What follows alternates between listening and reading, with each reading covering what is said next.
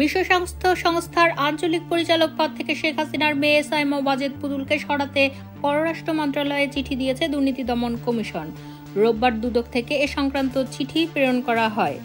এর আগে গত 15 জানুয়ারি দুর্নীতির মাধ্যমে বিশ্ব স্বাস্থ্য সংস্থার আঞ্চলিক পরিচালক পদে নিয়োগ পাওয়ার বিষয়ে সাইমা ওয়াজেদ পুতুলের বিরুদ্ধে অনুসন্ধানের সিদ্ধান্ত নেয় দুদক।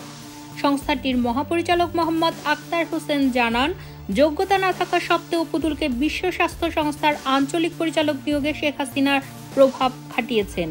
এছাড়া ক্ষমতার অপব্যবহার ও দুর্নীতির মাধ্যমে পূর্বাঞ্চলে প্লট বরাদ্দ নেওয়ার অভিযোগে পুতুলের বিরুদ্ধে মামলা করে দুর্নীতি দমন কমিশন।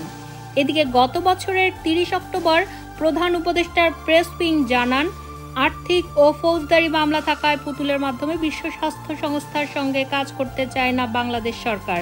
তাই এখন থেকে তার পরিবর্তে WHO এর সঙ্গে সরাসরি কাজ করতে সংস্থাটিকে চিঠি দেওয়া হয়েছে।